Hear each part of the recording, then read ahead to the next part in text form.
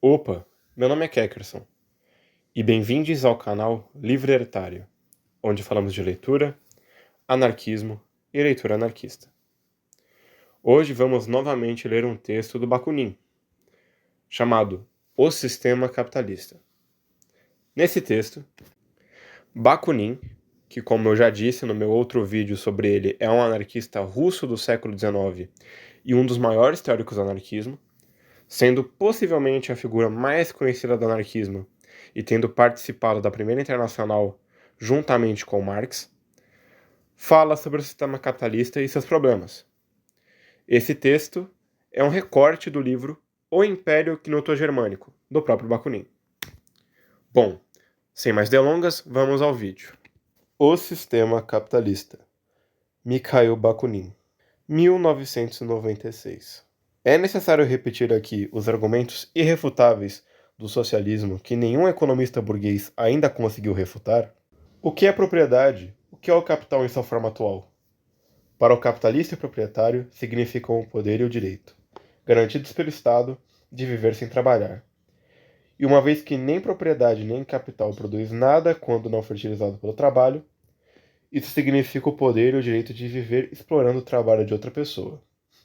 O direito de explorar o trabalho daqueles que não possuem propriedade nem capital e que, portanto, são forçados para vender seu poder produtivo aos felizes proprietários de ambos. Observe que deixei de lado totalmente a seguinte questão: de que maneira a propriedade e o capital caíram na mão dos seus atuais proprietários? Essa é uma questão que, quando considerada do ponto de vista da história, da lógica e da justiça, não pode ser respondida de outra forma que não seja uma acusação contra os atuais proprietários. Devo, portanto, limitar-me aqui à declaração de que proprietários de propriedades e capitalistas, na medida em que não vivem de seu próprio trabalho produtivo, mas obtendo aluguel de terras, aluguel de casa, juros sobre seu capital, ou por especulação em terras, edifícios e capital, ou pela exploração comercial e industrial do trabalho manual do proletariado, todos vivem às custas do proletariado. A especulação e a exploração, sem dúvida, também constituem uma espécie de trabalho, mas, em conjunto, trabalho improdutivo. Sei muito bem que este modo de vida é muito estimado em todos os países civilizados, que é expressa e eternamente protegido por todos os estados, e que os estados, as religiões e todas as leis jurídicas, tanto criminais como civis, e todos os governos políticos, monarquistas e republicanos, com seus imensos aparatos judiciais e policiais e seus exércitos permanentes, não têm outra missão senão consagrar e proteger tais práticas. Na presença dessas autoridades poderosas e respeitáveis, não posso nem mesmo me permitir perguntar se este modo de vida é legítimo do ponto de vista da justiça humana, da liberdade, da igualdade humana e da fraternidade. Simplesmente me pergunto: nessas condições, é possível a fraternidade e a igualdade entre o explorador e o explorado? A justiça e a liberdade são possíveis para o explorado? Suponhamos mesmo, como está sendo mantido pelos economistas burgueses e com eles todos os advogados, todos os devotos e crentes no direito jurídico, todos os padres do Código Civil e Penal, suponhamos que essa relação econômica entre o explorador e o explorado é totalmente legítima, que é a consequência inevitável, o produto de uma lei social eterna e indestrutível. Mas ainda assim será sempre verdade que a exploração exclui a fraternidade e a igualdade. Nem é preciso dizer que se exclui a igualdade econômica. Suponha que eu seja um trabalhador e você é meu empregador. Se eu oferecer meu trabalho pelo preço mais baixo, se eu consentir que você viva de meu trabalho, certamente não é por causa de devoção ou amor fraternal por você. E nenhum economista burguês ousaria dizer que sim, por mais idílico e ingênuo que seu raciocínio se torne quando começa a falar sobre os afetos recíprocos e as relações mútuas que deveriam existir entre patrões e empregados. Não. Eu faço isso porque minha família e eu morreríamos de fome se eu não trabalhasse para o empregador. Assim sou forçado a vender-lhe meu trabalho ao preço mais baixo possível. E sou forçado a fazê-lo sob a ameaça de fome. Mas, dizem os economistas. Os proprietários, os capitalistas, os patrões, são igualmente forçados a procurar e comprar a mão de obra do proletariado. Sim, é verdade. São obrigados a fazê-lo, mas não na mesma medida. Se houvesse igualdade entre quem oferece seu trabalho e quem o compra, entre a necessidade de vender seu trabalho e a necessidade de comprá-lo, não existiria a escravidão e a miséria do proletariado. Mas então não haveria nem capitalistas, nem proletários, nem proletariado, nem rico, nem pobre. Haveria apenas trabalhadores. É precisamente porque essa igualdade não existe que temos e devemos ter exploradores.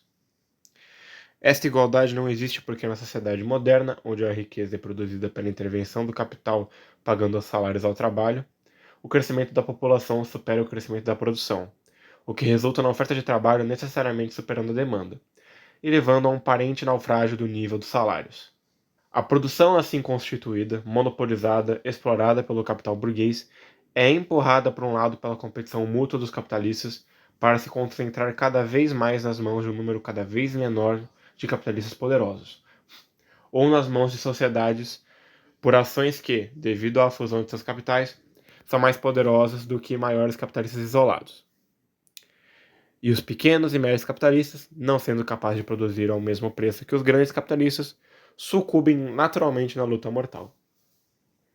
Por outro lado, todas as empresas são forçadas pela mesma competição a vender seus produtos ao menor preço possível. Ele, o monopólio capitalista, pode atingir esse resultado duplo apenas forçando a saída de um número cada vez maior de pequenos ou médios capitalistas, especuladores, mercadores ou industriais, do mundo dos exploradores para o mundo do proletariado explorado, e ao mesmo tempo espremendo economias cada vez maiores com salários do mesmo proletariado.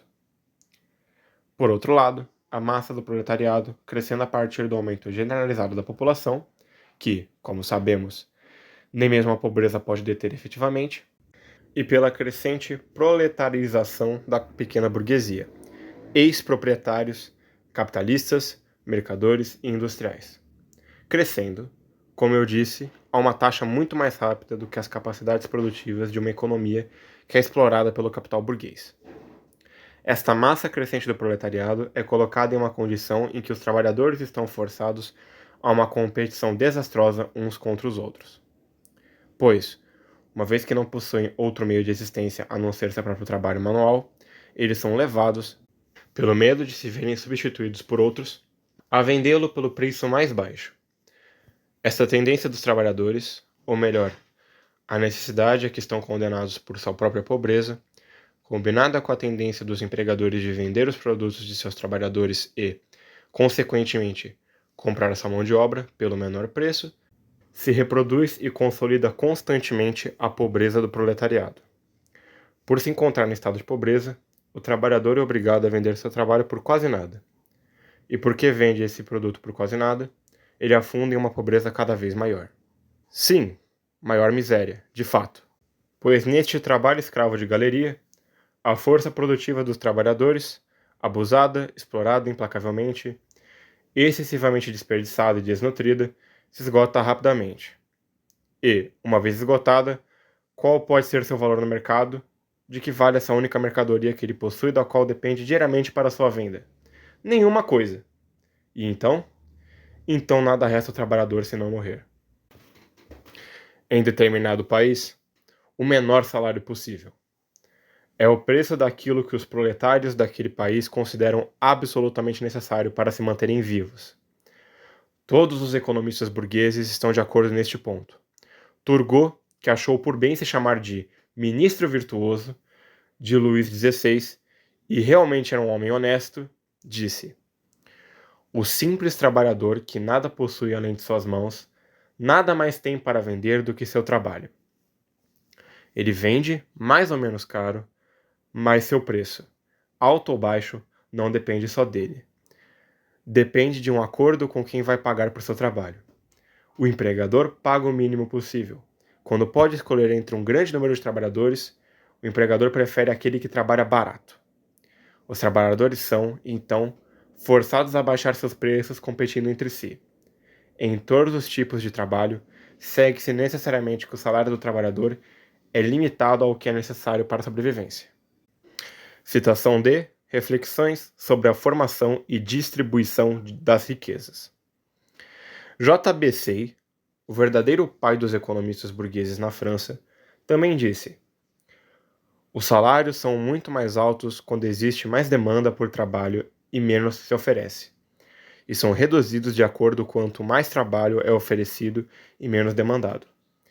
É a relação entre a oferta e a procura que regula o preço desta mercadoria denominada mão de obra operária, como são regulados todos os demais serviços públicos. Quando os salários aumentam um pouco mais do que o preço necessário para as famílias dos trabalhadores se manterem, seus filhos se multiplicam e uma oferta maior logo se desenvolve em proporção com a maior demanda. Quando, ao contrário, a demanda por trabalhadores é menor que a quantidade de pessoas que se oferecem para trabalhar, seus ganhos caem ao preço necessário para que a classe se mantenha no mesmo número. As famílias mais sobrecarregadas de crianças desaparecem. Deles, a oferta do trabalho diminui, e com muito menos trabalho sendo oferecido, o preço sobe. Desse modo, é difícil para o salário do trabalhador subir acima ou abaixo do preço necessário para manter a classe, o trabalhador, o proletariado, no número necessário. Citação de Cours complet d'économie politique. Depois de citar Turgot e J.B. Say, Proudhon grita: o preço em relação ao valor, na economia social real, é algo essencialmente móvel, consequentemente, essencialmente variável, e que, em suas variações, não é regulado mais do que pela concorrência. Esta que, não esqueçamos, que como Turgot e Say concordam, tem o efeito necessário para não dar salários ao trabalhador mais do que o suficiente para evitar a morte por fome, e manter a classe nos números necessários. O preço atual das necessidades básicas constitui um nível constante prevalecendo acima do qual os salários dos trabalhadores nunca podem aumentar por muito tempo, mas abaixo do qual eles caem com muita frequência, o que resulta constantemente em inanição, doença e morte, até que um número suficiente de trabalhadores desapareçam para equalizar novamente a oferta e demanda de trabalho. O que os economistas chamam de oferta e demanda igualadas não constitui igualdade real entre aqueles que oferecem seu trabalho para venda e aqueles que o compram. Suponha que eu, um fabricante, precise de 100 trabalhadores e que exatamente 100 trabalhadores se apresentem no mercado. Apenas 100, pois se surgissem mais, a oferta ultrapassaria a demanda, resultando em salários mais baixos. Mas, como aparecem apenas 100, e como eu, o fabricante, preciso apenas desse número, nem mais nem menos, parece à primeira vista que foi estabelecida uma igualdade completa, sendo a oferta e a demanda iguais em número. Deveriam ser iguais em outros aspectos. Segue-se que os trabalhadores podem exigir de mim um salário e condições de trabalho que lhes assegurem uma existência verdadeiramente livre, digna e humana? De jeito nenhum. Se eu lhes conceder essas condições e esses salários, eu, o capitalista, não ganharei com isso mais do que eles. Mas então, por que eu deveria me atormentar e ficar arruinado oferecendo a eles os lucros do meu capital? Se eu quiser trabalhar como os trabalhadores, investirei meu capital em outro lugar, onde puder obter os juros mais altos, e oferecerei meu trabalho à venda a algum capitalista, assim como meus trabalhadores fazem. Se lucrando com a poderosa iniciativa que meu capital me proporciona, peço a esses 100 trabalhadores que fertilizem esse capital com seu trabalho. Não é por minha simpatia por seus sofrimentos, nem por espírito de justiça, nem por amor à humanidade. Os capitalistas não são de forma alguma filantropos. Eles seriam arruinados se praticassem a filantropia. É porque espero tirar do trabalho dos trabalhadores lucro suficiente para poder viver com conforto, até mesmo com riqueza, enquanto ao mesmo tempo aumento meu capital. E tudo isso sem ter que trabalhar sozinho. É claro que também vou trabalhar, mas meu trabalho será de um tipo totalmente diferente e serei remunerado em um valor muito mais alto do que os trabalhadores. Não será obra de produção, mas de administração e exploração. Mas o trabalho administrativo também não é produtivo?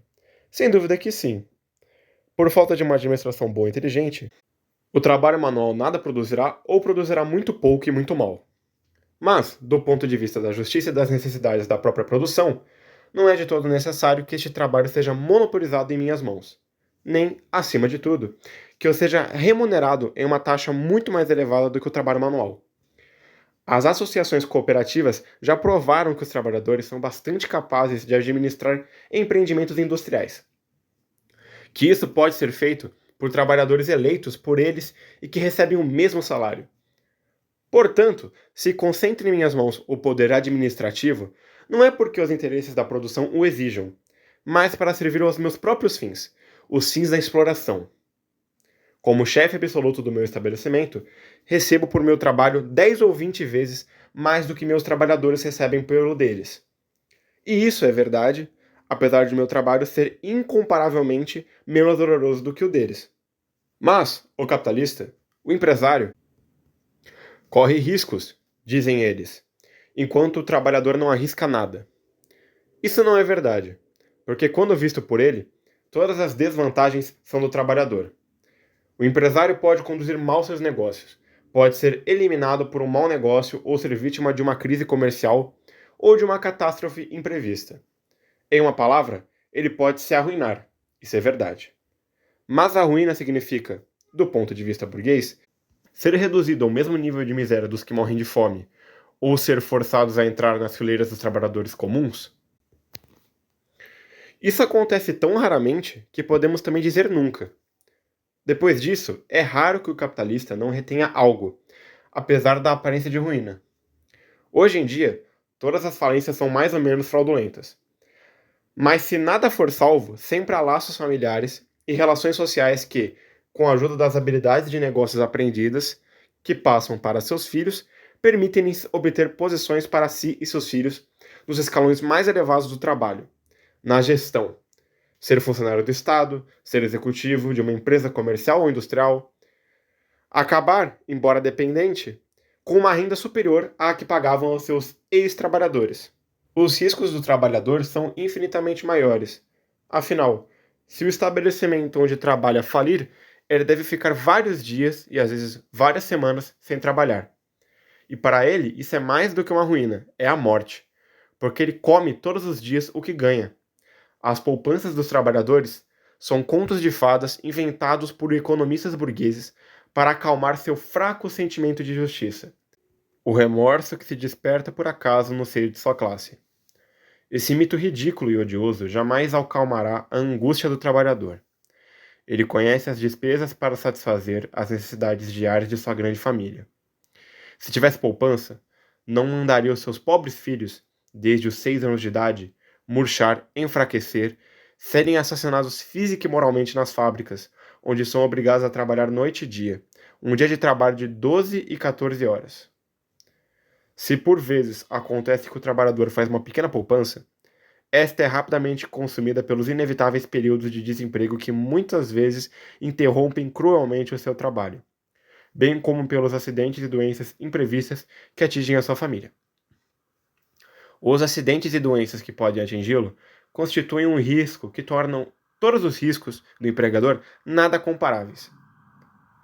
Porque, para o trabalhador, a doença debilitante pode destruir sua capacidade produtiva, a sua força de trabalho.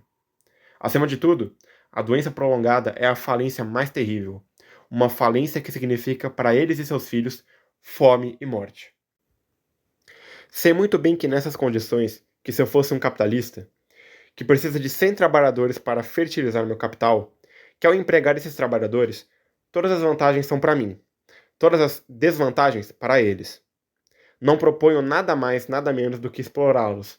E se você deseja que eu seja sincero sobre isso e prometo me proteger, bem, eu direi a eles: vejam, meus filhos, eu tenho algum capital que por si só não pode produzir nada, porque uma coisa morta não pode produzir nada. Não tenho nada produtivo sem trabalho. De qualquer forma, não posso me beneficiar de consumi-lo de forma improdutiva, pois, tendo-o consumido, eu ficaria sem nada. Mas, graças às instituições sociais e políticas que nos governam, e estão todas ao meu favor, na economia existente, meu capital também deve ser um produtor. Ele me rende juros, de quem este interesse deve ser tirado. E deve ser de alguém, porque na realidade, por si mesmo, não produz absolutamente nada. Isso não diz respeito a você. Basta você saber que rende juros. Sozinhos, esses juros não são suficientes para cobrir minhas despesas. Não sou um homem comum como você. Não posso estar, nem quero estar contente com pouco. Quero viver, habitar uma casa bonita, comer e beber bem, andar de carruagem, manter uma boa aparência, enfim, ter todas as coisas boas da vida.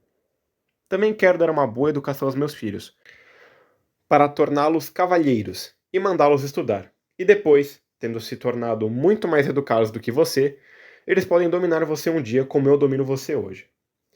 E como a educação por si só não é suficiente, quero dar-lhes uma grande herança, para que, divididos entre eles, fiquem quase tão ricos quanto eu.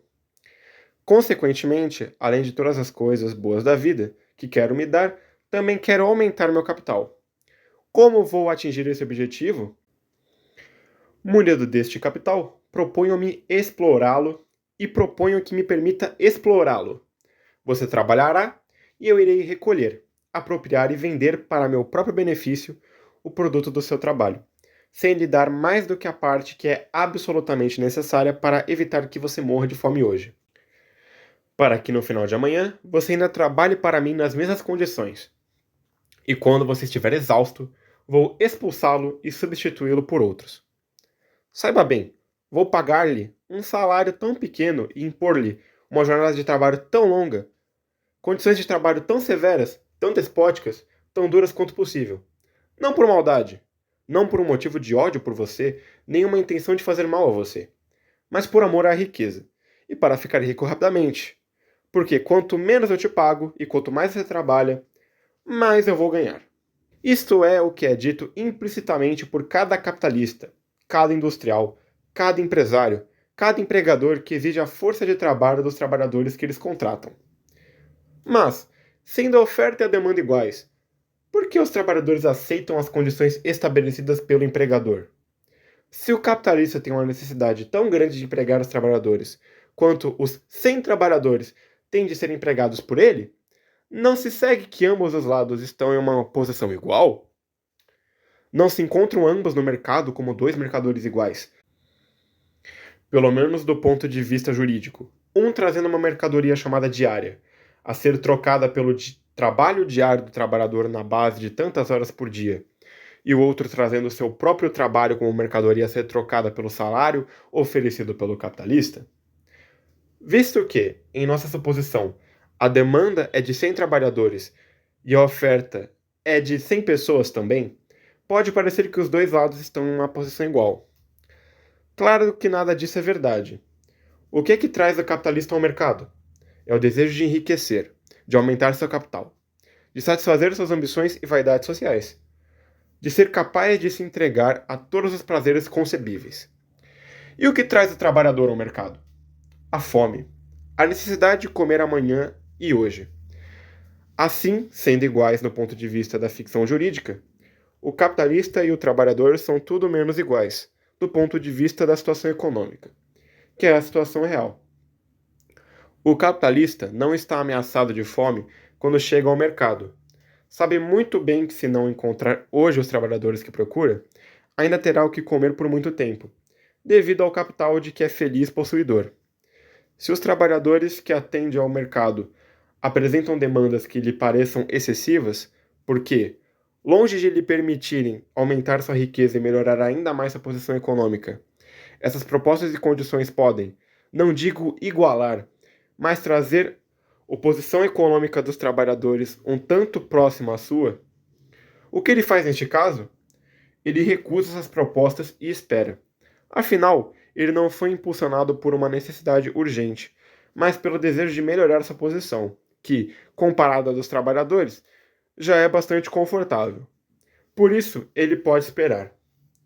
E ele vai esperar, por sua experiência empresarial, o ensinou que a resistência dos trabalhadores que, não possuindo nem capital, nem conforto, nem qualquer economia, são pressionados por uma necessidade implacável, pela fome, que essa resistência não pode durar muito tempo, e que, finalmente, ele será capaz de encontrar os 100 trabalhadores que está procurando, pois eles serão forçados a aceitar as condições que ele acha lucrativo impor-lhes.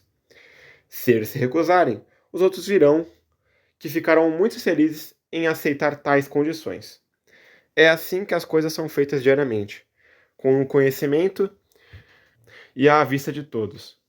Se, como consequência das circunstâncias particulares que influenciam constantemente o mercado, o ramo da indústria no qual ele planejou inicialmente empregar seu capital não oferece todas as vantagens que ele esperava, então ele mudará seu capital para outro lugar. Assim, o capitalista burguês não está ligado por natureza a nenhuma indústria específica, mas tende a investir, como é chamado pelos economistas, explorar é o que dizemos, indiferentemente em todas as indústrias possíveis. Suponhamos, por fim, que ao saber de uma incapacidade ou infortúnio industrial, decida não investir em nenhuma indústria. Bem, ele comprará ações e anuidades. E se os juros e os dividendos parecerem insuficientes, então ele se ocupará de alguma ocupação. Ou, digamos, venderá seu trabalho por um tempo, mas em condições muito mais lucrativas do que ele havia oferecido aos seus próprios trabalhadores. O capitalista não chega ao mercado na capacidade, senão de um agente absolutamente livre, pelo menos de um agente infinitamente mais livre do que o trabalhador. O que acontece no mercado é um encontro entre o desejo de lucro e a fome, entre o senhor e o escravo. Juridicamente, ambos são iguais, mas economicamente, o trabalhador é servo do capitalista, mesmo antes que a transação de mercado tenha sido concluída, pela qual o trabalhador vende sua pessoa e sua liberdade por um determinado tempo. O trabalhador está na posição de servo porque essa terrível ameaça de fome que diariamente paira sobre sua cabeça e sua família o obrigará a aceitar todas as condições impostas pelos cálculos lucrativos do capitalista, do industrial, do patrão. E uma vez que o contrato foi negociado, a servidão dos trabalhadores é duplamente aumentada. Ou melhor, antes que o contrato seja negociado, aguilhoado pela fome, ele é apenas potencialmente um servo. Depois de negociado, ele se torna um servo de fato. Porque que mercadoria ele vendeu ao seu empregador? É seu trabalho, seus serviços pessoais, as forças produtivas de seu corpo, mente e espírito que se encontram nele e são inseparáveis de sua pessoa. É, portanto, ele mesmo. A partir de então, o patrão zelará por ele, seja diretamente ou por meio de superintendentes, todos os dias durante o horário de trabalho e sob condições controladas. O empregador será o dono de suas ações e movimentos. Quando lhe é dito, faça isto, o trabalhador é obrigado a fazê-lo. Ou lhe é dito, vá lá, ele deve ir. Não é isso que se chama servo? Karl Marx, o ilustre líder do comunismo alemão, justamente observou em sua magnífica obra Das Kapital que se o contrato livremente celebrado pelos vendedores de dinheiro, na forma de salários, e os vendedores de seu próprio trabalho, isto é, entre o patrão e os trabalhadores, se fossem celebrados não apenas por um prazo determinado e limitado, mas para toda a vida, constituiria uma verdadeira escravidão. Concluído por um período apenas e reservando ao trabalhador o direito de se demitir do empregador, este contrato constitui uma espécie de servidão voluntária e transitória. Sim, transitória e voluntária do ponto de vista jurídico, mas não do ponto de vista da possibilidade econômica. O trabalhador sempre tem o direito de deixar seu empregador. Mas ele tem os meios para fazê-lo? E se ele o deixa, é para levar uma existência livre, na qual ele não terá um mestre além de si mesmo? Não, ele faz isso para se vender a outro empregador, elevado a isso pela mesma fome que o forçou a se vender ao primeiro empregador. Assim, a liberdade do trabalhador, tão exaltada pelos economistas, juristas e republicanos burgueses, é apenas uma liberdade teórica, sem quaisquer meios para a sua realização possível e, consequentemente, é apenas uma liberdade fictícia, uma falsidade absoluta. A verdade é que toda a vida do trabalhador é simplesmente uma sucessão contínua e desalentadora de termos de servidão, voluntários do ponto de vista jurídico, mas compulsórios no sentido econômico, interrompidos por breves intervalos de liberdade acompanhados de fome. Em outras palavras, é uma verdadeira escravidão. Essa escravidão se manifesta diariamente de todas as maneiras. A parte os vexames e condições opressivas do contrato que transformam o trabalhador em um subordinado, um servo passivo e obediente, e o empregador em um senhor quase absoluto. Além de tudo isso, é sabido que dificilmente existe uma empresa industrial em que o dono, impelido por um lado pelo duplo instinto de uma insaciável ânsia de lucros e de poder absoluto, e por outro, lucrando com a dependência econômica do trabalhador, não anula os termos estipulados no contrato e arranca algumas concessões adicionais em seu próprio favor. Agora ele vai exigir mais horas de trabalho, ou seja, além das estipuladas no contrato. Agora ele vai cortar salários sob algum pretexto. Agora ele vai impor multas arbitrárias, ou vai tratar os trabalhadores de forma dura, rude e insolente. Mas pode-se dizer, nesse caso, o trabalhador pode pedir demissão. Mais fácil falar do que fazer. Às vezes, o trabalhador recebe parte de seu salário adiantado, ou sua esposa ou filhos podem estar doentes. Ou talvez seu trabalho seja mal pago neste setor específico. Outros empregadores podem estar pagando ainda menos do que seu próprio empregador e, depois de deixar o emprego, ele pode nem mesmo conseguir encontrar outro. E ficar sem emprego significa morte para ele e sua família. Além disso, existe um entendimento entre todos os empregadores e todos eles se parecem. Todos são quase igualmente irritantes, injustos e severos. Isso é calúnia? Não. Está na natureza das coisas e na necessidade lógica da relação existente entre os empregadores e seus trabalhadores. Bom, o vídeo foi esse. Espero que tenham gostado. Esse foi de longe o vídeo mais longo que eu já fiz. Se você gostou, deixa o like, compartilhe para quem você acha que poderia gostar, comente suas opiniões, dúvidas, pedidos de leitura e nunca se esqueçam, sejamos sempre livres pensadores. Um abraço para vocês e falou!